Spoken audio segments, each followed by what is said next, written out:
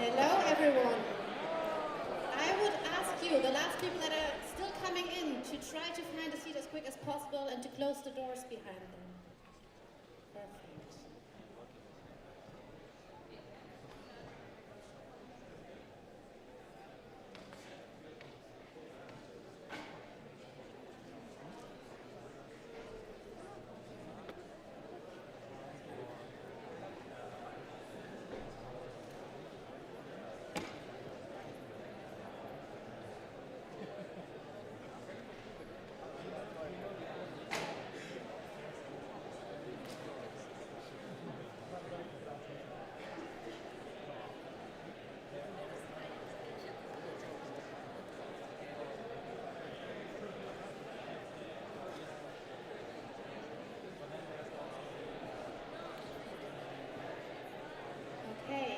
Everyone found their seats. Welcome to the opening ceremony of Spring Break Berlin. Today, I have Timo by my side. Timo has been a member of ESN for quite some time.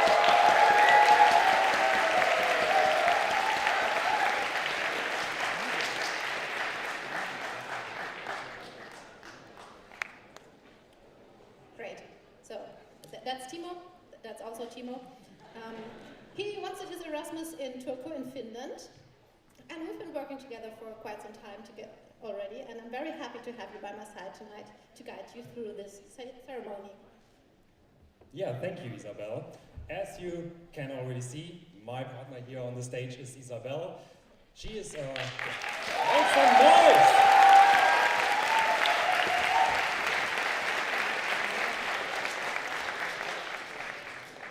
is a member of ESN Darmstadt since 2019. She did her Erasmus in Spain, near Madrid. And yeah, it's not the first time we stand together on stage, so I'm really happy that today we have the opportunity again.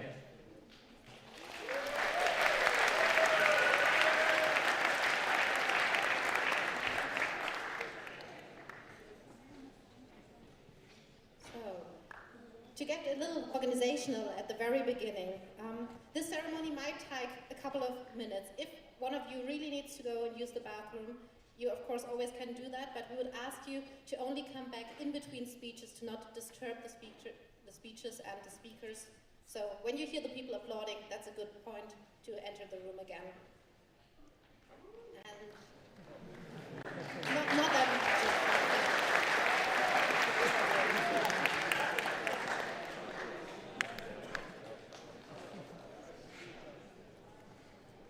All right. Firstly, we want to tell you a little bit about Spree Break, about the history of Spree Break. One slide before, sorry. We come to that in a second. Yeah. Do you want to tell a little bit about the history? So, Spree Break is our annual national event of ESN Germany. So, every year in November, we meet in Berlin. Well, Berlin is the capital, so the location is pretty simply explained. But why November? It's not the nicest month if we think about the weather, but it's the anniversary of the fall of the Berlin Wall. And that's a very nice occurrence to commemorate this very important historical fact every year again. And also, in the end, it's an event that is supposed to be fun for you to make new connections, to meet Erasmus people from all over Germany that originally came from all over the world. And that's why we have the theme of building bridges and breaking walls for this weekend. So that's what we are trying to make you feel a bit during this weekend, and what you will see as a guiding theme throughout all the speeches that we will hear today. Exactly. But we also want to get you engaged a little bit. So we make a little game. We are shouting out the countries that are maybe here. And if you are from that country, you make some noise. Understood? Okay.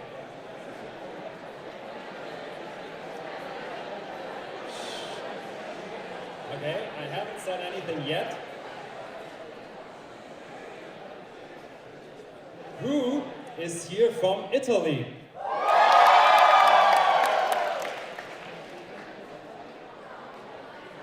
Is there anyone from Spain? I saw already some people from Greece. Anyone from Poland? Are you all sitting together in one spot? That's boring. Any from France? Portugal? Maybe some northern countries. Anyone from Sweden? Finland, Norway, Denmark. At least some. Great.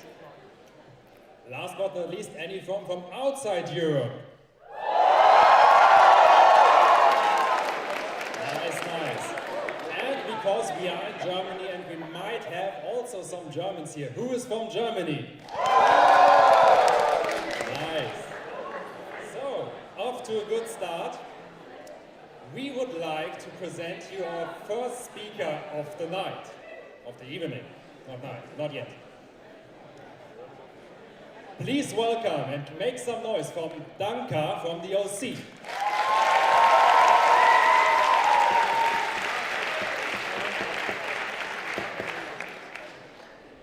It's an honor to celebrate the spirit of Erasmus together here with you.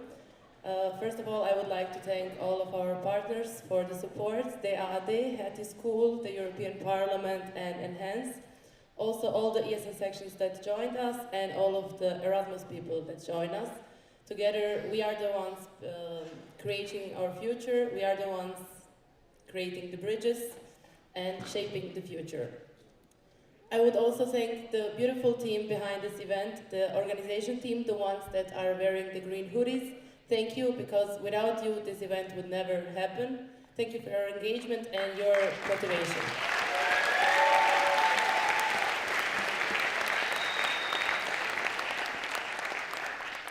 Welcome to Spreebrek 2024, and let's make this event unforgettable.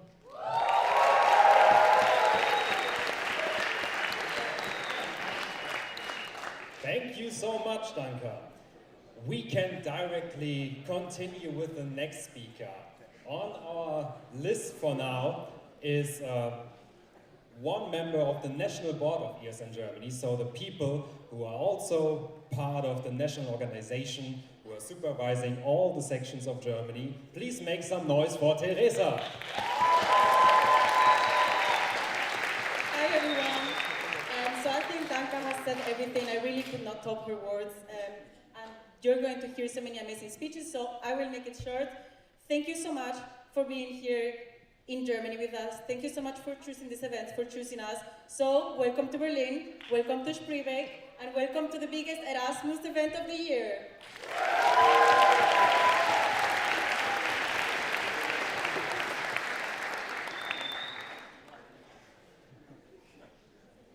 Great. Next up, we have a very special guest for us today. We're very happy to have him here. Damian Böselager once also studied abroad and then co-founded a political party, Volt, and is now a member of the European Parliament, talking about topics like economics and data protection, artificial intelligence. And we're very happy to have him speak about the future of Europe today. So welcome, Damian.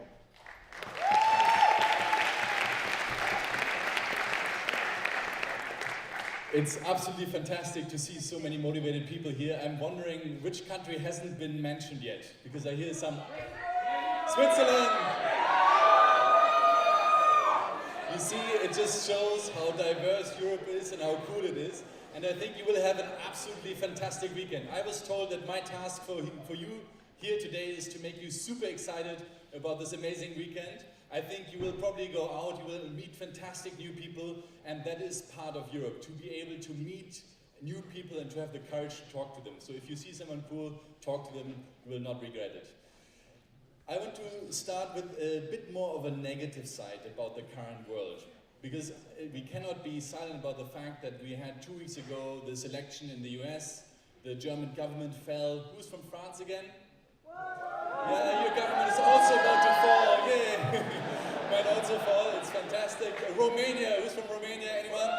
Yeah, you might elect a really, really weird guy into your presidency. So I'm just saying, like, you all know the problems in your countries, and you are the exact opposite of this. We see this far right rise everywhere. We see nationalists becoming stronger everywhere, and you are the counterweight. You're the people that meet here from all across the European Union to be strong together, to learn that it's really cool to have friends from other nations, that they're not bad in itself, but that they are the same, that we all have the same human dignity and same human values. And this is the strength of partying together.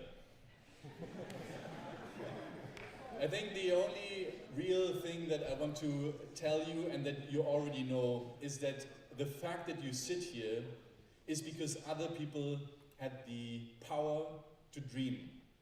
The Erasmus project, but even before that, the European Union is built by individuals who didn't accept the status quo, but who thought beyond that, and who thought there would be a world where you all would be sitting together from across different nations and enjoy a beautiful and fun weekend together. And that's only possible if you don't just accept the status quo. We're becoming an aging continent, and we need more young people with the hope to dream, with the power to dream about a better future. My personal involvement has taught me a lot, and I don't want to talk about what Volt is and what we believe we can do as a European party. It's all great, Google it, you will learn about it. But what I do want to tell and share is that my experience has been an experience of empowerment, of meeting an Italian guy, a French woman, and deciding that we want to change something, and then seeing that this decision that I really took over dinner, maybe in the evening, then too much alcohol, actually has led to a complete shift of my life and now 30,000 people that are part of this movement. So I think the one thing that I do want to tell you is dare to dream about things that can be better. Talk with the people around you and think about all the crazy and cool things you can do because you have agency. You're not just watching what's happening in this world. You're not just looking at all these weird elections with all these people that are spreading hate, but you have power. And you have power if you engage and if you don't give up, if you're not lethargic, if you're not passive but active. So use this power of joy, of having fun together, of getting to know each other, but let's also not forget that we have a responsibility in this society to make things better. Thank you so much. Have fun.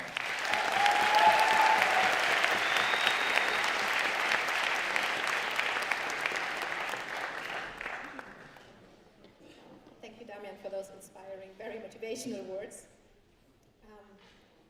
The next speaker that I want to present you is from a European University Alliance. Who of you has heard of this concept before?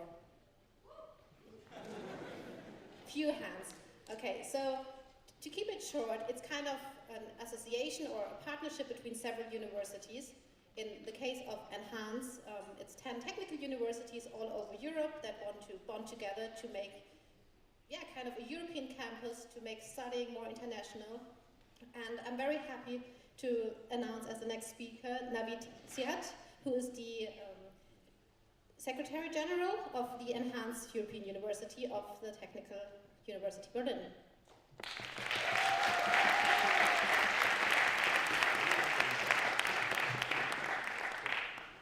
Thank you so much. It's great to see you all. It's an incredible energy here. My name's Navid. This is actually the second time I'm here. So when I was asked to speak here again, I said absolutely, because I really love this energy, and it's really helpful also for us because of the work that we do. It's important to know that students love coming together, love connecting with other cultures, and this is essentially the work that we do. Is we try to create a platform where all of you can meet and study together, and as you've said, develop a European campus. So it's a real privilege to be here today. If we could get the slide, perhaps. Yes. So we talked about, just briefly about the Berlin Wall. As you can see, it's here, but what you can see, which is more important, is you can see a lot of people sitting on top of it and not behind it. And I think that's a crucial point, because that's essentially what we want to achieve, and I think what's important is that it needs people like you in order to achieve something like this. People that are willing to cross boundaries, meet new people, connect, and understand that it's more important to build bridges rather than stand behind walls, or build them. I think it's a real privilege to be here with you today. I think students from all corners of Europe, as I've heard, except from Sweden for some reason, are here. We have a Swedish university in our alliance, so I'm going to work on that, Philip, wherever you are. As has already been said before, you're part of something special, something that goes beyond academic exchanges and travel, something that has the potential to really shape not just your future, but the future of the world that we all share, because you have those inspirations that you gather through this travel experience, and you kind of exude it without really knowing it at times. And I want to talk about the importance of Erasmus exchanges, because that's essentially what brings all of us together here, especially in a time, as has been mentioned before, when nationalism and polarization are rising across the globe. Times are fairly uncertain, differences seem to divide us more than ever, but the Erasmus program, to me, and I think to all of you, stands as a beacon of hope, offering us a powerful antidote to isolation and mistrust. We're living in a world where borders, both physical and ideological, are being reinforced. Political and cultural divisions seem to deepen every day, and these divisions often foster fear, misunderstanding, maybe even intolerance. And I think it's fairly easy to sometimes get caught up in these currents and to retreat into the comfort of your own group, into the comfort of your own community, to believe that the other is somehow different, or even dangerous. But in reality, our world is more interconnected than ever before. What happens in one part of the world ripples across to the other parts of the globe. We've got things like the climate crisis and economic shifts, which are challenges that we just cannot solve alone. So it requires people that understand this interconnectedness and know that it's important to work on solutions together, because that's the only way we can do it. And yet at the same time, we often feel that we're moving in opposite directions, pushed apart by our differences, and this is exactly where Erasmus comes in. It's all about the power of exchange, taking down walls, such as this one, and building bridges, just as they did in 1989. Erasmus is more than just an academic program. It's a mindset that pushes us to look beyond our national identities and embrace our shared humanity. The moment you leave your home country and you immerse yourself in a new culture, a new language, you start to see the world through a different lens. You begin to realize that people, no matter where they're from, they share a common ground that we maybe weren't aware of before. So when you study abroad, you're not just learning about a different culture in an academic sense, you're basically living it. You're making friends from countries you might have only seen in the media or read about in history books. You're eating meals, sharing stories, laughing, and even disagreeing, just like any human being does. And through this, you discover that our differences, far from being barriers, are actually sources of strength and enrichment. They are what make us stronger, more innovative, more resilient as a society. And I see how this mindset enriches our work on a day-to-day basis within the scope of the work that I do. I've got 10 European universities of technology with 10 very different mentalities and cultures coming together day in and day out, working, laughing, fighting, disagreeing, agreeing, but all of this is creating a friction that also means progress. Now, in times of growing polarization, the question is, why does Erasmus matter? First, Erasmus teaches us empathy. It pushes out of our comfort zones and forces us to engage with people whose life experiences might be vastly different than our own. Second, Erasmus fosters cooperation. In a time when the world seems to be pulling apart, the Erasmus experience tells us that collaboration rather than confrontation is really the path forward. As Erasmus students, you're developing skills of collaboration and intercultural understanding that will make you potentially leaders of the future.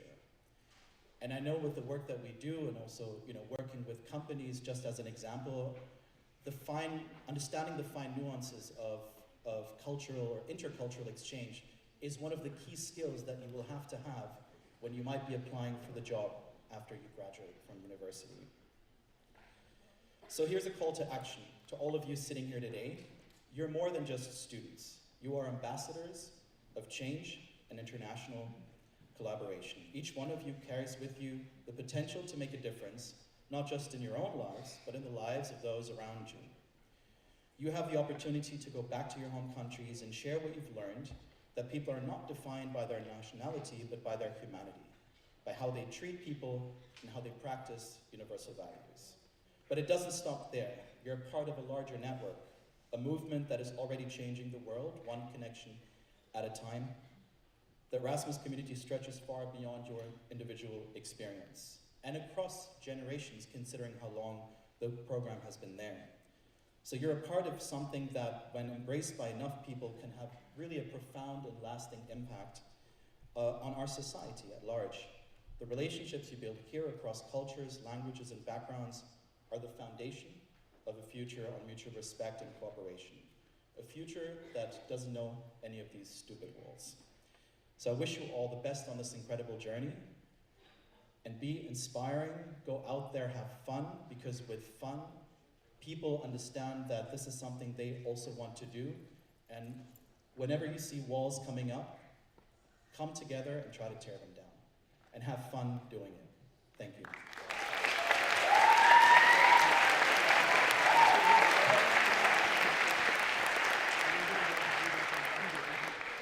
Thank you so much, Navid, for this inspiring speech.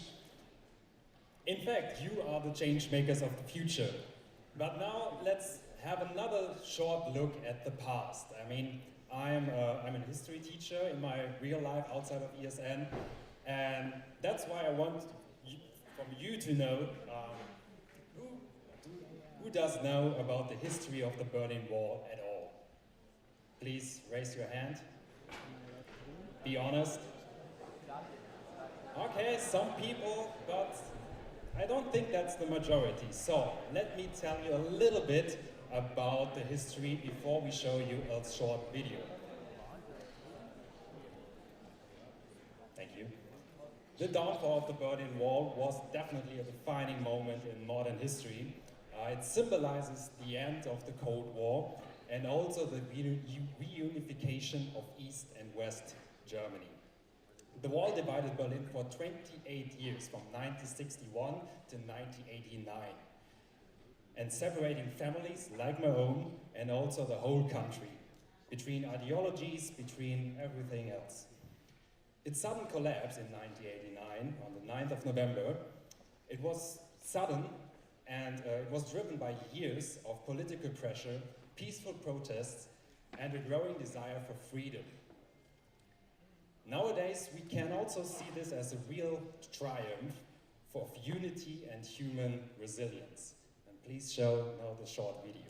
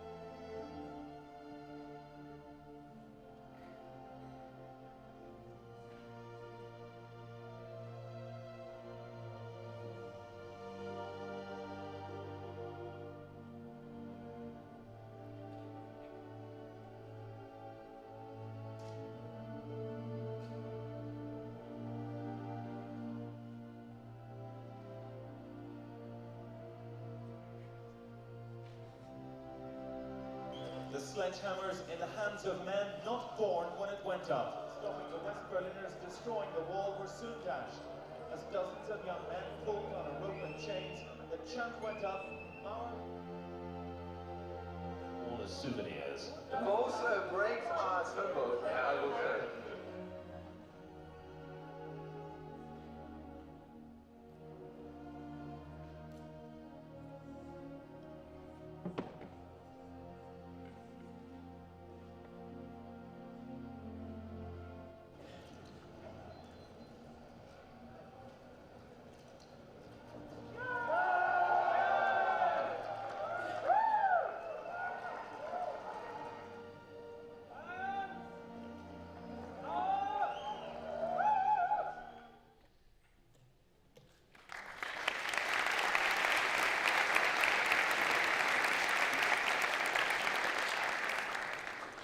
So, now that you know a little bit about the past of Berlin and Germany and the Berlin Wall, we have a little question for you. I'm proud, as a teacher has said, I allow you now all to get out your phones. What wall do you want to break nowadays? We prepared a little Mentimeter for you, and please tell us, what wall do you want to break down?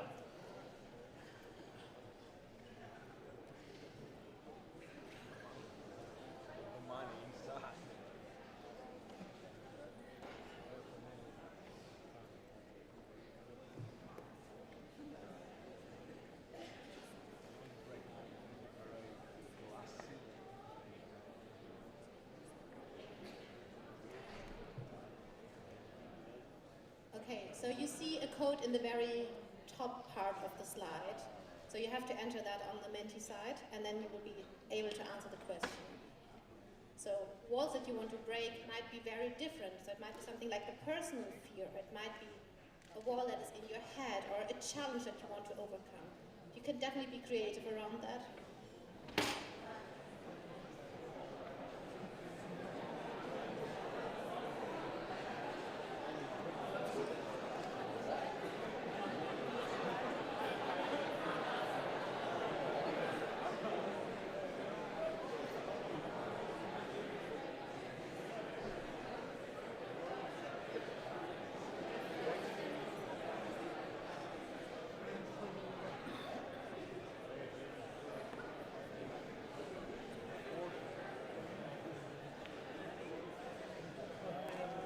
amazing to see so many responses. I think I need to come over here to actually see some of them.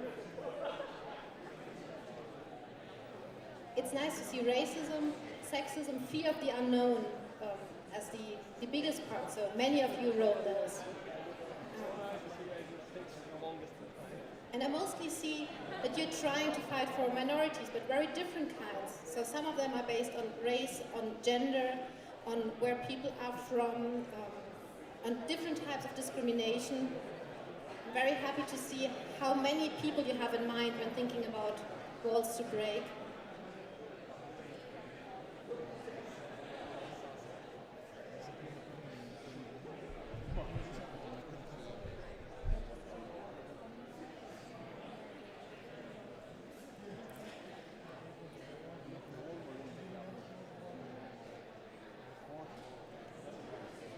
Of course, we see also apart from the walls we have in our heads, like racism, sexism, and so on. We see real struggles countries have nowadays, societies have nowadays. I see Russia, Ukraine, I see all the other walls we want to break. In the end, it's also a little quiet, please. Thank you.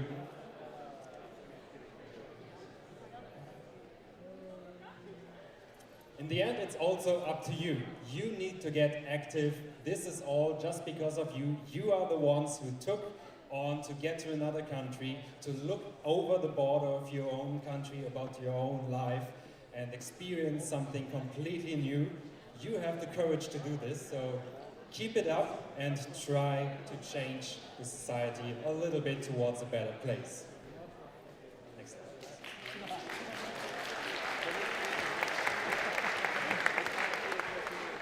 Apart from that, we have a next speaker coming up.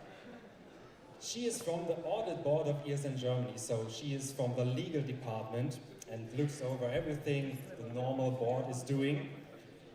And she brought us a little story about building bridges. I don't want to spoil too much, so I just kindly ask her on stage. Please come to stage, Ella.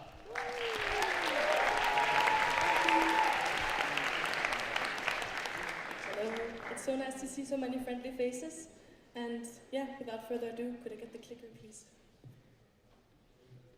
I'd like to tell you a little story. So, once upon a time, there was a girl called Helga. Is it working? Yes. Oh, there she is. There she's sitting in her dorm room. She's studying law at the University of Aarhus in Denmark. She's having a lot of fun, but ever since she started university, she had the dream of going abroad to broaden her horizon and, yes, experience another country. So she applied to go on exchange.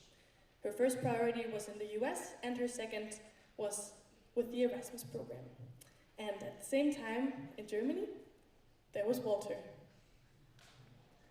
And Walter, he was studying at the University of Hohenheim, if you can click again. And he was studying pedagogy and economics and sports. And he really enjoyed the student life. He had a great time, but many of his friends, they started going abroad, and they told him many great stories about it.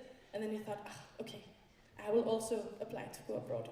So he applied for his Erasmus.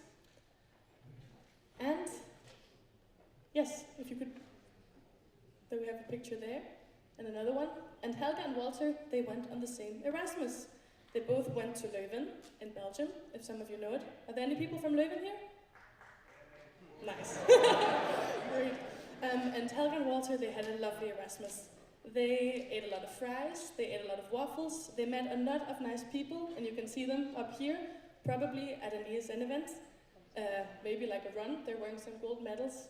And yeah, Helga and Walter, they fell in love with Leuven, but also Helga and Walter, they also fell in love. So as fate would have it, they became an Erasmus couple. How nice. Really, really nice. But as all good things, an Erasmus must also come to an end. But Helga and Walter, they didn't want their relationship to come to an end. So they tried long distance, Helga, she quickly finished up her master's in Aarhus, and she went to live with Walter in Germany.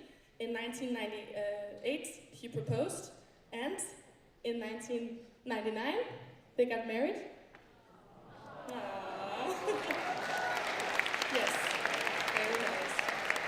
And in 2002, they had an Erasmus baby. And again, another one in 2004. And another one in 2007. And another one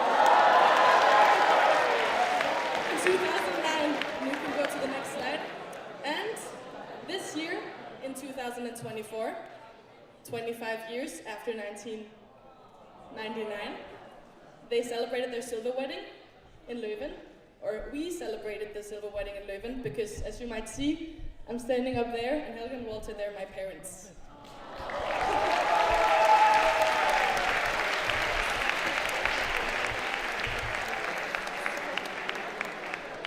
So, Erasmus really can be, and I think you would agree with me, a life-changing experience. Not only that it changes your life, it can also even create life, as you can see in this example. Whether you go abroad for a month or a year, the impact that an exchange has on you and your environment and your path is truly significant. The people you meet, be it an acquaintance or a best friend or even a significant other, they become a part of your story. And while you don't have to meet the love of your life on your Erasmus, even though I will be disappointed if I don't meet mine when I go on my Erasmus next year, you will return to your home country as a somewhat changed person, broader in perspective, richer in experience, and more connected to the world. We're a fortunate generation to have this opportunity. Just a few decades ago, this wasn't possible in the same way. The fall of the Berlin Wall on November 9th, 1989, and the end of the Iron Curtain changed Europe forever. My parents, coming from two Western Bloc countries, may not have been directly impacted, but for so many young people, that historic day opened new doors and built bridges. Bridges to new countries, new cultures, and new connections. Erasmus symbolizes the spirit of a united Europe, one where borders no longer limit our relationships. So, to those of you who have found love on exchange, or are debating whether you should give your Erasmus romance a try, I say go for it. You never know where it might lead, and in the best case, you could end up with some Erasmus babies yourself. Thank you so much for your attention, and enjoy speaking.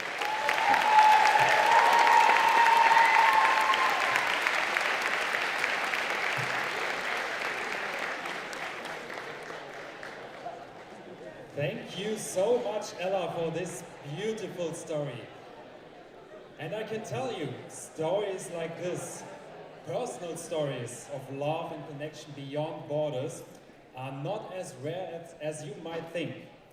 A study estimates that over 1 million Erasmus babies have been born as a direct result of relationships through the Erasmus program. And only Ella's family put 4 to that number, so props to you. But this highlights again, yeah, Erasmus is really a life-changing experience, personally, culturally, academically, in all matters. With this in mind, let us now turn to our panel discussion today, where we'll explore a few diverse ways Erasmus has impacted personal lives, but without an Erasmus baby yet, as far as I know. Please welcome on stage Victor, Veronica, Surab, and Max.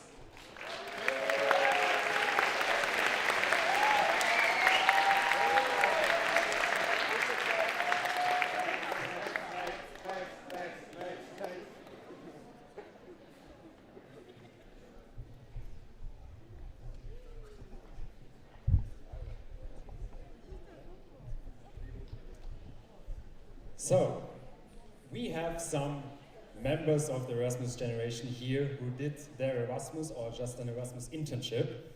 And first up, Victor, he kind of made it in the last minute because thanks to Deutsche Bahn, he was way delayed.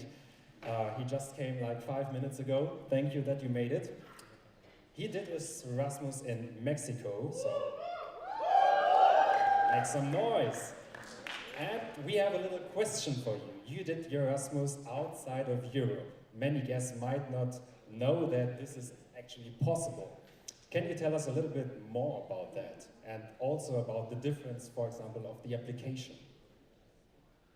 Okay, hi, I'm Victor. Yeah, I was in Mexico, in Puebla. Have any of you been arriving from Puebla? Any students from Puebla? No. Okay, that's fine. I also didn't know before that it's possible to do an Erasmus in Mexico. And still, I wanted to go to another region than Europe because I wanted to be more in a different culture. So I saw that we had a partnership in Mexico, and yeah, suddenly they told me, yeah, you can go there with Erasmus as well. And it was actually quite easy. It was the same process as going to Europe, for example. You are in contact with your international office coordinator. You fill out all the documents, and then again you are in contact with the partner university, where you also again fill out the documents. You can always ask them for anything. Yeah, it's basically the same procedure as any other. Yeah, exactly, and that was basically.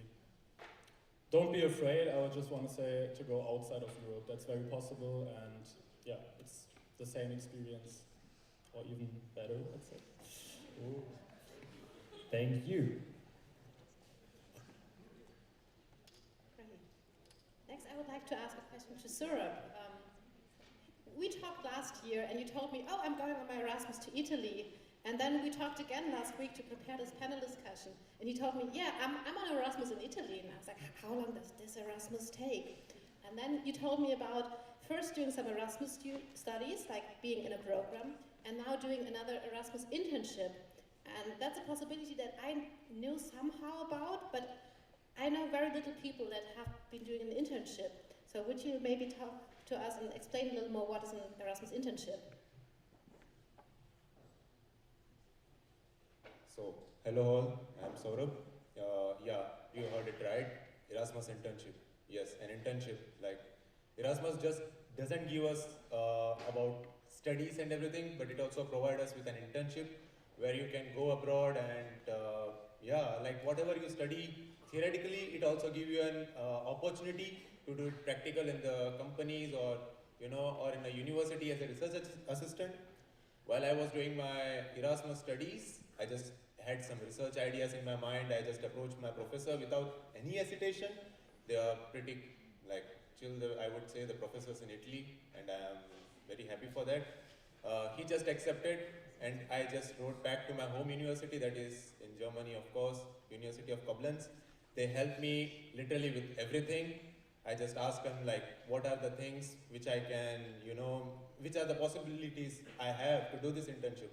They gave me a list, and they suggested me, Erasmus internship is one of the things that you can do, and it's really good. And I was like, why not? Like Erasmus studies, it gave me a lot of opportunities. Why not now Erasmus internship at the same university, same environment, like Italy, of course. I won't say no for that. And talking about internships, there are a lot of platforms, and you can also go to the companies in different countries. For example, there is a website being developed by the ESN International, erasmusintern.org. So if you go there, you can just see which companies are offering you the internships. Don't hesitate to have a talk with the professors, write your proposal. They will definitely accept it if they are interested and it's about their topics. So feel free to do it. The paperworks are really easy, not that tough at all. And European government is also helping you or supporting you with the fundings as well. So yeah, I would say definitely go for it without any hesitation. Like, it's really cool.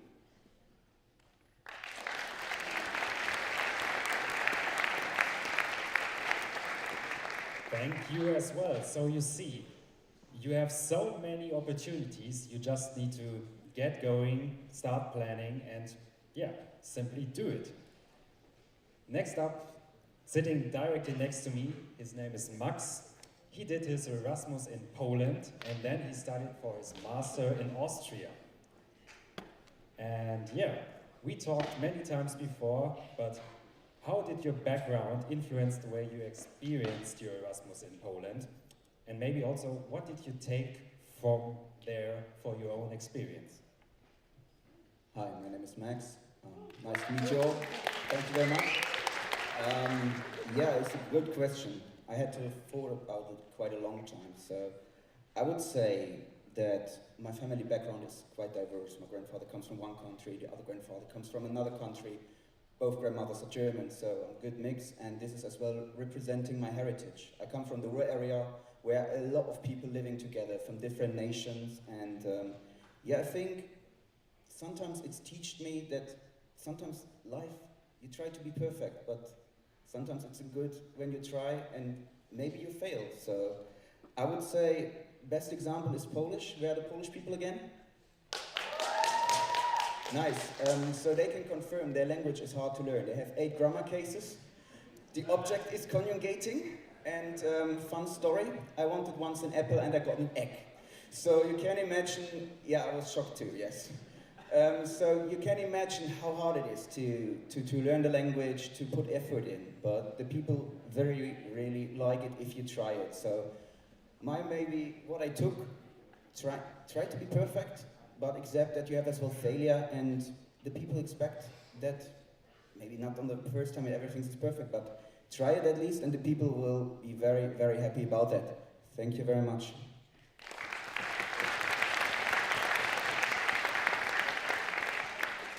Thank you, Max. I didn't know that Polish was such a complicated language. Usually, I guess everyone in the room will relate to that. People complain about learning German, but if you need the end boss, try Polish instead.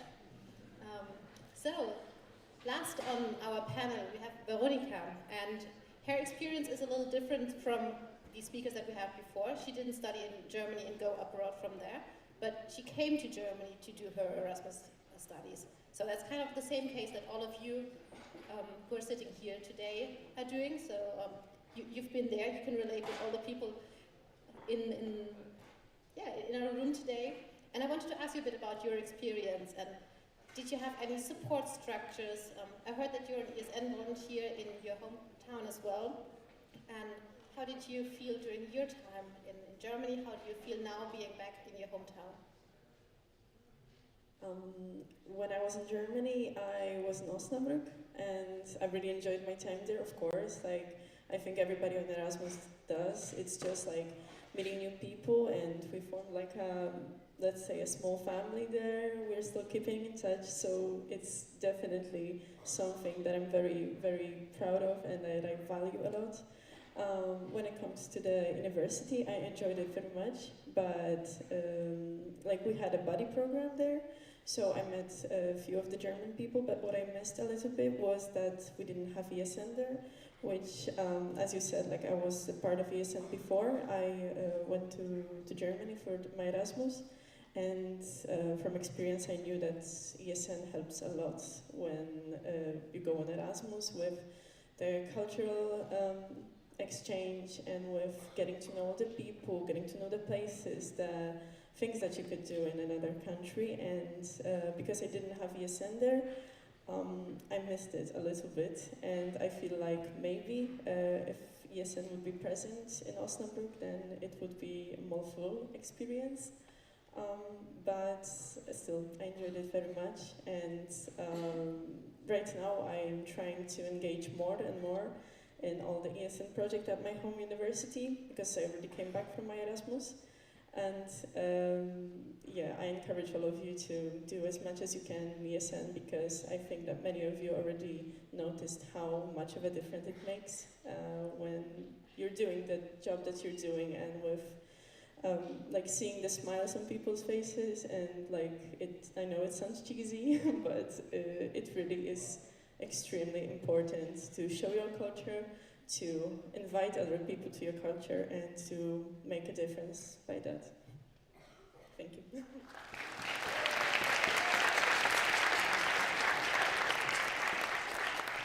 Thank you. We have one last question to all of you. doing your Erasmus, even if it's an internship or a semester abroad, which walls did you break down in your head? Maybe start with Sura. Okay, for me, coming from India, I have already created my, like staying in Germany for 3.5 years, I have already created my comfort zone. So, like friends all over. So, that was one of the thing I wanted to break in my head and go forward. Try to come out of my bubble, make new connections, make new friends, make new memories, learn new culture, and yeah, that was one of the thing I wanted to do, and I'm really glad that I went to Italy, and that gave me a really good opportunity to break these barriers. Yeah, I would say thank you so much for that.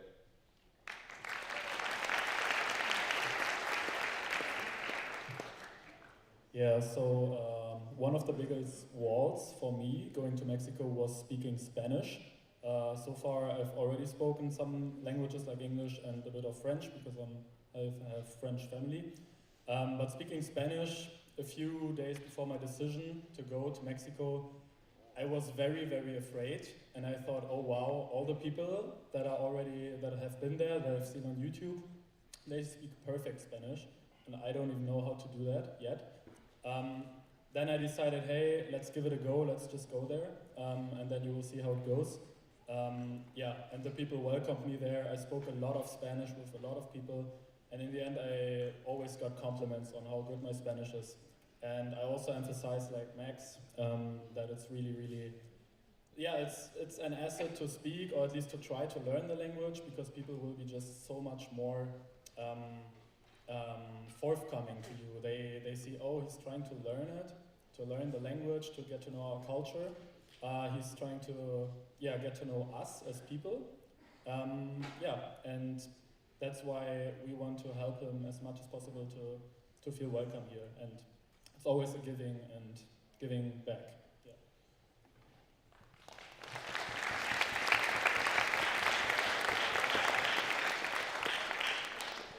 For me, I think it would be the imagination that we have to be perfect. In Germany, we try every time to be perfect. Doesn't matter if it's English, doesn't matter what we are doing, forget about that. For me, it's most important to do it, as we said before. Thank you.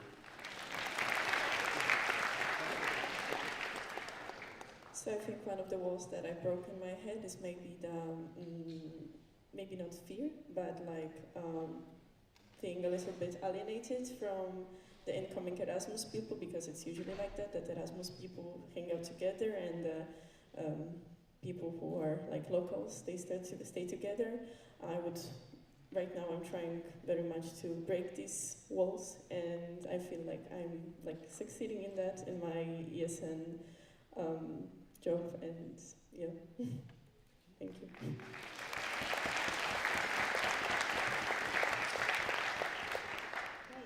Thank you all very much for sharing your different experiences. I hope you got a little bit of the impression how different an Erasmus experience or exchange experience can be, and how enriching it is for your daily life. And I'm very grateful that you shared your internal walls with us and the fears that you overcome, how you stepped out of your comfort zone. And yeah, I want to have you have one last big applause for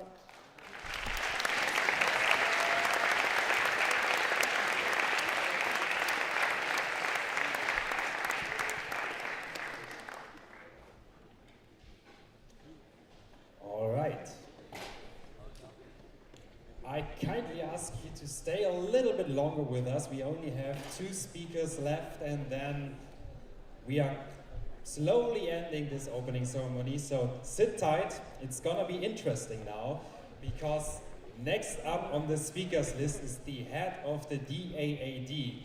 This is the German Academic Exchange Service, and he's also the director of the Erasmus Plus National Agency for Higher Education. The DAAD is responsible for the coordination of the exchange programs in Germany, and also responsible for the coordination of the lay associations like ESN. So all the ESN sections are getting funded a little bit by the DAAD. Please welcome and make some noise for Stefan Geifels.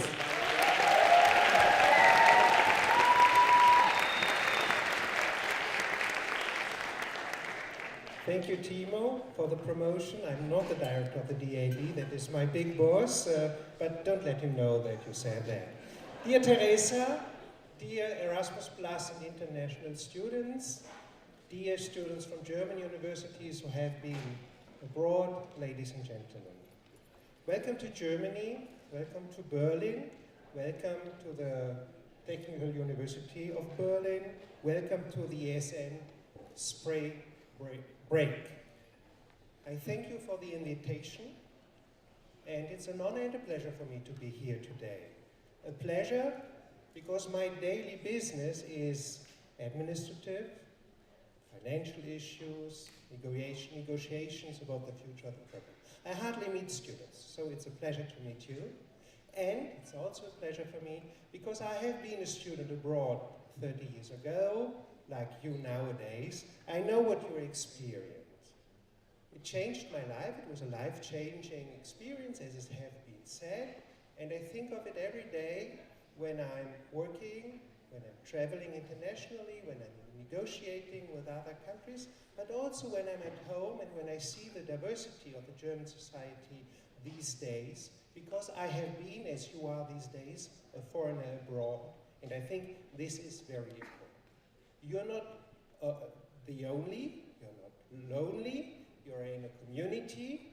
400,000 international students have chosen Germany as a destination for their studies. This makes Germany the second country after the United States. And 150,000 German students every year, or students from German university, go abroad. So once again, you are not alone, but you're also part of a family, the ESN family, and the Erasmus Plus family. And I wanted to welcome you here for your meeting, but also to explain you a little bit how this family works, in which ESN is one of a big player. And I had yesterday a colleague from the Commission on the phone and said, I will go to Berlin to meet them. And they said, oh, they're really doing much things nowadays. Yeah, you're doing it. That's great. Thank you so much for doing it. So, a big family, Erasmus Plus. How does it work? What are the chances and the challenges? One good example for cooperation at the end, and one wish from me I want you to do during the stay. And I promise I won't be alone. A family has a big mama organizing everything, and this is the European Commission. The European Commission organized this program since 37 years now. 50 million people having been abroad, all sectors. We say 1.5 million Erasmus babies. I do not know if it has been a survey or an educated guess, but I think we can now start to think about counting the grandchildren of Erasmus. Could be an idea. So a success for Europe.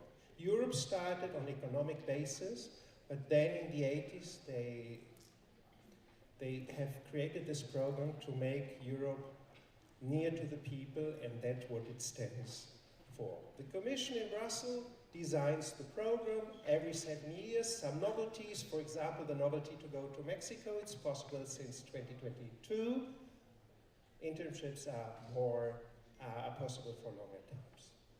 They decided in Brussels, and they spend money, but only 20% at the centralized level. 80% of the money goes to the national agencies in all the Erasmus Plus countries, organizing the outgoing. So the Germans get the money from our agency via the universities. You, if you're an Erasmus Plus student, you get your money from your agency via the university. And this is very well organized so that every country at the university can a little bit more specific to what is needed. And you perhaps ask yourself what Erasmus Plus means, or what is the difference between Erasmus and Erasmus Plus. Everybody has an idea. For many years, I thought Erasmus Plus is for the international dimension. No, Erasmus Plus is since 2014, when all the the educational and mobility programs of the European Union have been merged for school, for vocational training, for higher education, for adult education, for youth, and for sport. So the plus means all sectors, all young people should have the possibility to go abroad. Every 7 years we are negotiating newly the Erasmus Plus program. There's also the questions, how will it be? It will ever be better and hopefully with more money, but therefore we need also you, and that will be my wish at the end. What are the chances of the program? This is my second point. It is well known. It is the face to the customer. It's the most successful program of the European Union. When Ursula von der Leyen wanted to get re-elected, as she has been, in her political guidelines, she mentioned only one concrete program of the whole European Union, and it was Erasmus Plus. They wanted for higher education and all for the other sectors, so it is important that we get more money, and that will be the challenge for the generation 2028 for 7 years. And they know, the European Union and the member states, why they are encouraging Erasmus, because we need Europeans who are multilingual, who have intercultural experiences, who have been a foreigner themselves, one abroad, because then you can also better live in a country where you welcome foreigners. So therefore, it is a program that has to continue. And a very good example, that's my third part of cooperation, is a project we are running in some cities together with ESN. We call it Europa macht Schule, Europe goes to school. Does anybody know this program already? Oh, that's great. Great, I'm really happy about that. It means that international students, Erasmus Plus students in Germany, go into German schools and tell those pupils about their country, their experience in relations with Europe. And that is what we need. We need that out of the bubble of Erasmus Plus, you stand up, and that's my wish, that you talk about your experiences to your friends, to your family, to your faculty, in Germany and abroad, to show what a wonderful program it is. The examples we had on the panel were wonderful. It is a life-changing experience, and make publicity of all this, because this is the best assurance that we will get enough money for the next generation, for the next 10 million, for the next 2 million babies, and for the grandchildren of Erasmus. That's what I wanted to share with you. I'm really happy to be here. I've heard you have a big reputation for making party. I wish you a good time here in Berlin and hope to see you soon. Thank you so much.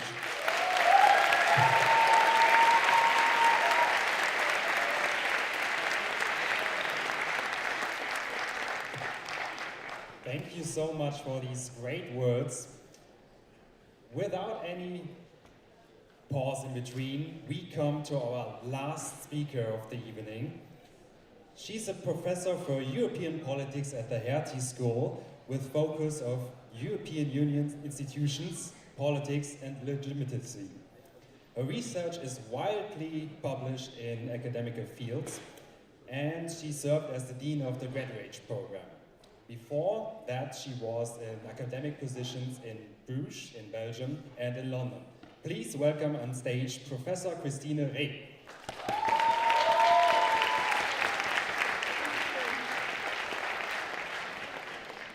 Hello everyone, it's wonderful to be here. Thank you very much for inviting me.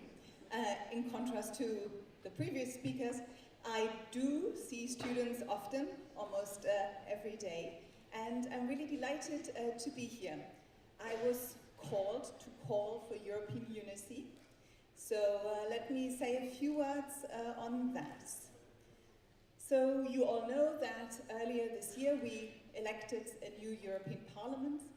Some of you may have already voted, some of you are from EU member states or have EU nationality. Now, had I come to you in 2019 on the same day as today, I think I would have been a lot more optimistic about European unity. I came to Berlin in 2018 after more than a decade in London, and I was really impressed by the pro-European vibe across the city close to the election.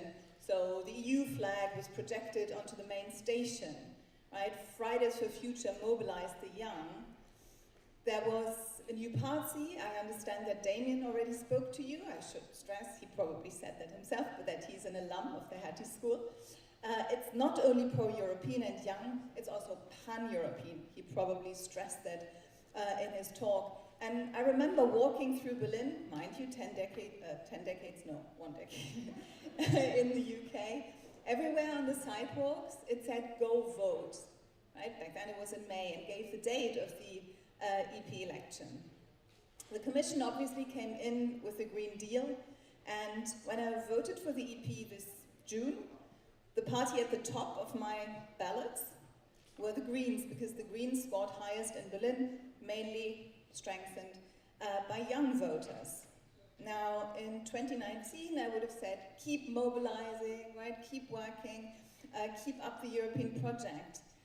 But today, I feel that European unity is really hanging a bit more in the balance. So what we could do now, we could speak about the world politics, we could speak about inflation, we could speak about the US elections, we could speak about energy, we could speak about the cost of living. Why am I saying this to you? You are international students, you're from all over the world, you're funded in part by the European Union, so you're, I would imagine, internationalists and pro-Europeans. But I would like to show you some numbers or some graphs, political scientist after all, that, to be honest, worry me a little bit. So if you could move to the next slide, which shows you what is called a new gender divide, new global gender divide. So what you see on these slides, well, it's one slide times two, is a growing gap in liberal attitudes between young women, women under 30, and young men under 30. You see the US, Germany, the UK, around 25-30%. Do we have anyone here from South Korea? No? So in your country, the gap is almost 60% between liberal women and not quite so liberal young men, and there are many explanations for this. Gender inequality, misogyny for really driving up these figures. I just wanted to show you this as, in a sense, my first slide. If we could move on to the next one, this is perhaps even more worrying. So there is a study which runs every 2 years in Germany, and it's called the study of Leipziger Autoritarismus-Studie. Autoritarismus is authoritarianism, and what they do is they try to really get at the belief in democracy, in the legitimacy of democracy. And what they got this time, for the first time since 2010, was really quite a low level of support for democracy. What you see here are at the top the solid Democrats. Then there's the straight line, that's the so-called fragile Democrats, and at the bottom it's the so-called autocrats. And how do you get into one of those lines? You need to answer questions about, do you support for democracy? And do you support certain authoritarian figures in a political system? The lower two lines together, fragile Democrats and quote-unquote autocrats, combined are higher in Germany in 2024 than the line of the solid Democrats. So I find this is slightly worrying. What I find possibly even more worrying is, so what you see at the right is sort of a speech cloud, a word cloud, and these are all terms that people used when asked, why does democracy not work? So top, political parties, politicians, government, democracy. So just to give you one example, the politicians, Politiker, were mentioned 133 times in a free text. So this slide shows you how legitimate / illegitimate democracy is. And that's of course crucial if, for example, one enters economic problems as we do at the moment in Germany. You need to trust the system in order to bear perhaps some economic challenges. But this slide shows you the general picture, the legitimacy of democracy in Germany. The next slide shows you what happened in 2019 in the European Parliament elections and this year in the European Parliament elections. At the top, you see results since 1979, and those two slides, or graphs, show you how people voted aged 18 to 29 in 2019, and 16 to 29 in 2024. And I guess it's pretty easy to see. So for the last elections, the Greens really scored highest. Almost a third of young voters voted for the Greens, including in Berlin, as I said. Now, this year, the highest of the 16 to 24-year-olds were the CDU-CSU and the AfD, each with 17 points. The AfD is a downright anti-European party, also a downright anti-democratic party. And these numbers, to be honest, worry me a little bit. So thank you for the slides, but I imagine these numbers possibly worry you too. Many of you will come from countries with a similar trends. And what I would just like to ask you is to be engaged on these topics, to perhaps join some initiatives that are already running. So just to give you two examples, one of our current fellows called John Moraine, he ran an initiative where he trained first-time voters to mobilize other first-time voters. That was at Humboldt in April. And one of our alums, some found parties, others go into school, and there's a great initiative called Ruhrpott für Europa, run by another alum of ours, Milad Tabesh, who's the son of Afghan migrants to Germany. And he really goes into schools in relatively poor areas of the Ruhrpott. That's the area around Bochum, Dortmund, sort of former heavy industry area. And he's very successful in mobilizing very young people for Europe and for democracy. And I really think both these two initiatives stand for trust, stand for connection, stand for communication, and stand for engagement.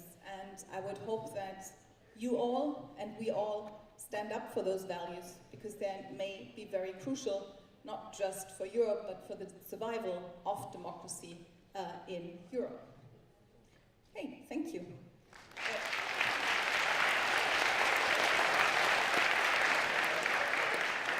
I understand that I stood between you and the party, so enjoy.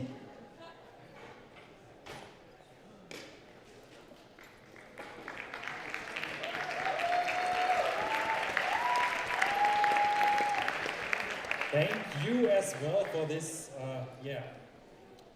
new informations we got. We all should start thinking about it on Monday. This weekend is this event in total has a different meaning right now. So on Monday, every one of you think about what you can do to change it.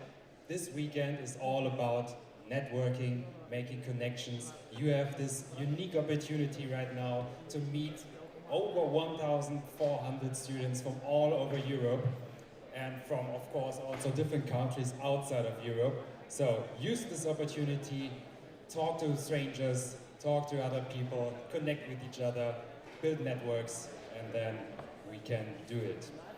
All right, for the last part of this evening, I need both of your hands, so please put everything you have in your hands down, because now we want to thank the people who organized this whole weekend, who worked, as I know out of experience, who worked for this since January, February, at least the beginning of the year. They put each of them hundreds of hours into this event. I can tell you they won't sleep that much this whole weekend. So yeah, before I ask the first person on stage, the most important people who are, for who we are doing this all are you. So make some noise for all of yourself.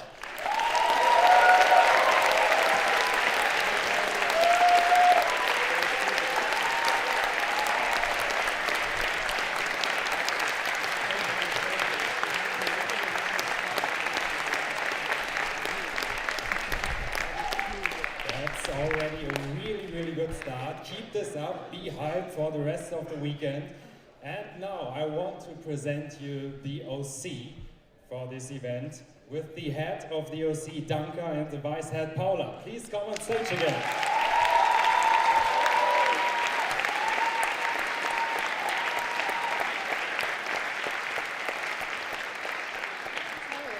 Next up, we have the program team who have been responsible for everything that you're doing this weekend. So that's Katrin, but also Gina, Nico, Benita, Svenja, Nelly, and Arthur.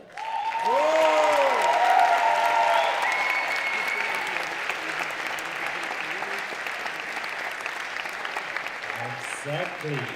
All these amazing people. Next up is the finance team, who are the money boys and girls. Please welcome Kelvin and Simon.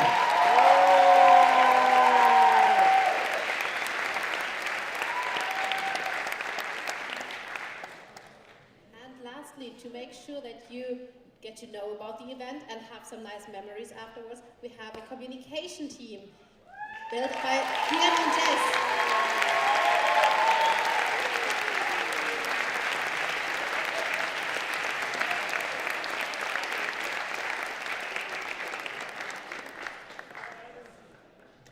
I need one. And now that everybody is on stage, one last time, give it up for all these people.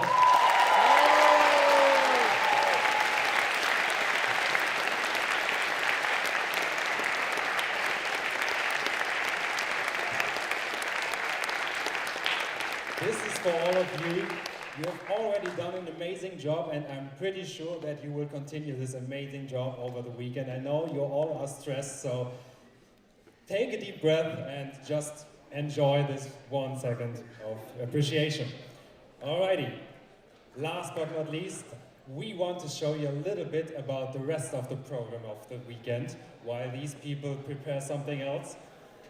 On Friday, so today, at 8 p.m., we have a Ringbahnrundfahrt. I hope you all already know now what it is. If you don't know it, you will experience it, and I think you will have a lot of fun. So, yeah, let's get excited for that. To be fair, my actual favorite part of this event will be happening on Saturday morning, from Saturday midday, noon, afternoon. We will have a flag parade. So that means that we will go through the center of Berlin all together, celebrating our unity, celebrating diversity. You can bring your country's flag if you want to, but please don't bring any political banners, because that's not an event to show that we're unhappy with something, but to celebrate our unity, to celebrate diversity and the opportunities that we have right now. And also, just to quickly mention that we're not allowed to bring any glass bottles or any alcohol to that event. Just in case if we see anyone, we'll have to ask you to leave the event, as this is a rule that was set by the police, so we have to obey to that. Exactly. I forgot one thing about the Ringbahnfahrt. Hi everyone, I think I was in touch with majority of you over this past month. So some announcements. First of all, please check the Telegram group. The Ringbahnrundfahrt starts at 8:30. At 20:30, and your group leaders added you to the group chats, and they should also send a message. Please read what I sent in the info group, because it's very important that you follow the rules. If the police or security of the station stops you, the event is finished for everyone. So I kindly ask you to be responsible. I know we want to all have fun, but let's be responsible together. And then for the flag parade, please be there at 12 already, because we need to start at 12 if you want to finish at 3. And for the alternative program, you're going to receive tomorrow the message regarding the entrance. And for the party, you need to have your bracelet. Without the bracelet, you will not be let in the club. So please put the bracelet on. Oh, and about the dress code, so Aiden is a techno club. We highly encourage you to wear black clothes because this represents Berlin culture. You can, of course, wear something different, but if you want to start belonging to Berlin culture, please wear black. Thank you. And that being said, German and spray break.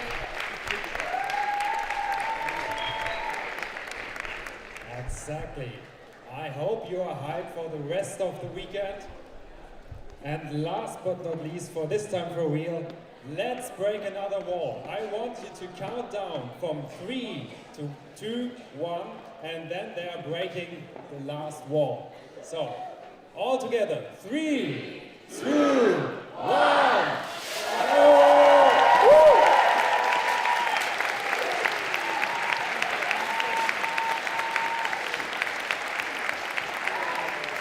Remember, it's all about unity and diversity. Thank you all for enjoying. Thank you all. I hope you will enjoy the rest of spring break. Follow ESN Germany on Instagram. Tag us with your memories and have an amazing weekend.